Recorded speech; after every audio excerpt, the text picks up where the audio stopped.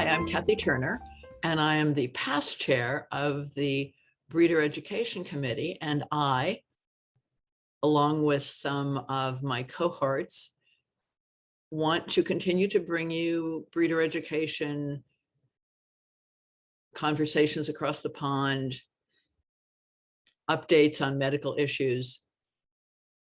We're doing this in no small part because of your incredibly kind outreach to all of us about how much you enjoyed them, the support you've given us monetarily, and just all of your kind words. It means so much to us.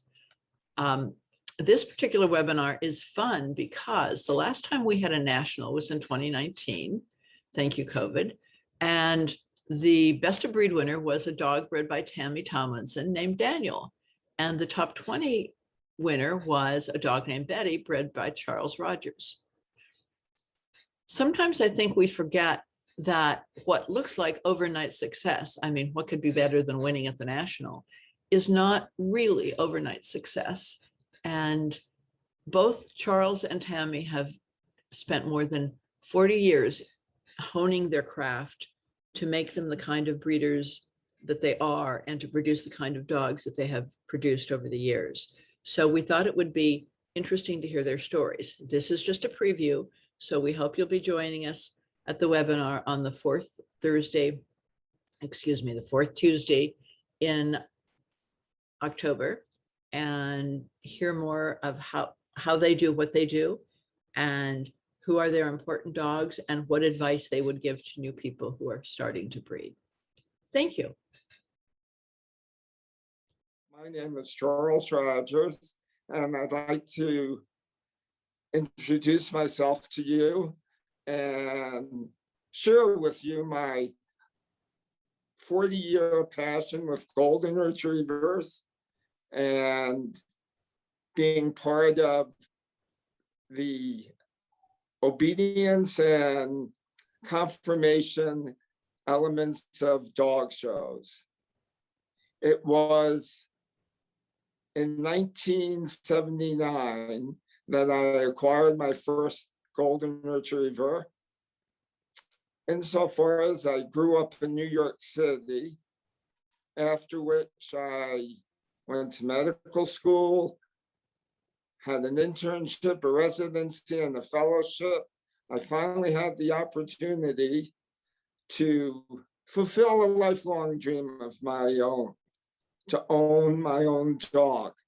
It started with, what's the right dog for me? And there's actually a book that helps you identify what breed you'd be most compatible with. And it turned out it was golden retrievers. And I have had no regrets whatsoever since that time. So being a novice, I searched for a local golden retriever and ended up with what's known as a backyard breeder. And after that, and establishing a relationship with this wonderful dog, I realized he didn't look like any of the golden retrievers in the books I was reading, which seemed to be more appealing to me. So my next step was, I will contact a well-known breeder and kennel, and I pursued that, and I was sent a golden retriever that was supposed to be a confirmation dog. It turned out that wasn't the case. However, I went on to train him in obedience, and he achieved a utility degree title. So then I said, what's the next avenue forward for success in the confirmation ring? And I came to the conclusion that I need to acquire a finished female bitch champion. Not an easy task. As you may all know, owners of finished female champions are very reluctant to let them go. However, I achieved success and acquired what turned out to be my foundation bitch, champion Sutter Creek Lorella Ruffian. And that was in 1984. So my next step forward was I need to have this dog presented at conformation shows. And I found a handler that had a track record showing golden retrievers. And I sent the dog to this handler. And I got very lucky. I guess I had instant success.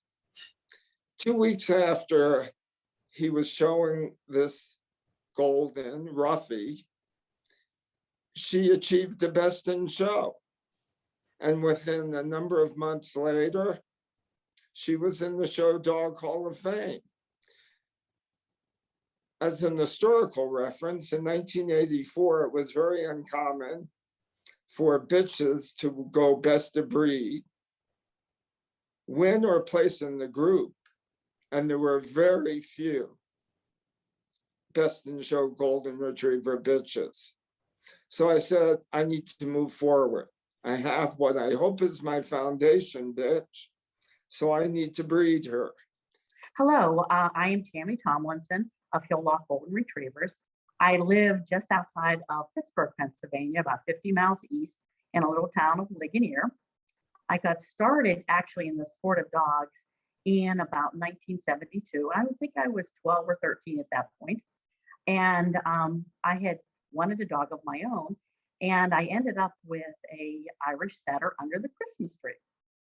So that spring, I saw an advertisement in the newspaper of a 4-H class that was starting. So I signed up, and basically the rest is history. I started with my Irish setter, put a CD on her, and dabbled in conformation a little bit. But then she bloated, she torsioned, but she lived to be 12 or 13. But in the meantime, I was out searching for another breed. So I did a lot of homework, and I decided on a golden retriever. Back then, goldens were not very popular at all. So I found a local breeder of golden retrievers, and she had bred to Gold Rush Charlie. And so I got a puppy from her.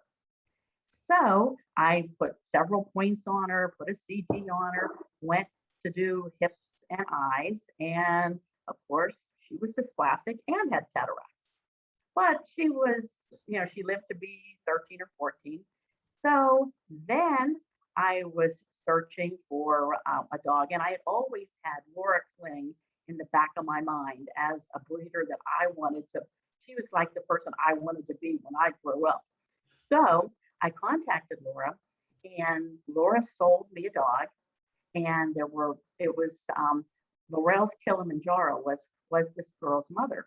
And there were 9 in the litter, 8 of which finished their championships. The one I got went oversized. So I ended up putting UD on her, then got her clearances, took her to Laura. We bred her, no puppies. We bred her again, no puppies. And we didn't do the things that we do now as far as progesterone and different things. So she had 1 puppy. That was it. So then Laura, I think Laura took pity on me at that point, and she said, "Well, I have a bitch that has had 1 litter of puppies, really nice pedigree. Would you be interested in co-owning her with me?" And I'm like, yes. I jumped at the chance, drove to Cincinnati, and picked her up. And in the meantime, Laura said, "Well, I don't want you to be offended, but this dog's name is Laurel's What-a-Twat, and her call name is Twatsy." And I'm like, okay. So, and she said, "No, I didn't name her. Charlie Flippin named her." So I got her and brought her home, and she produced several champions. And that's basically how I got started in breeding golden retrievers.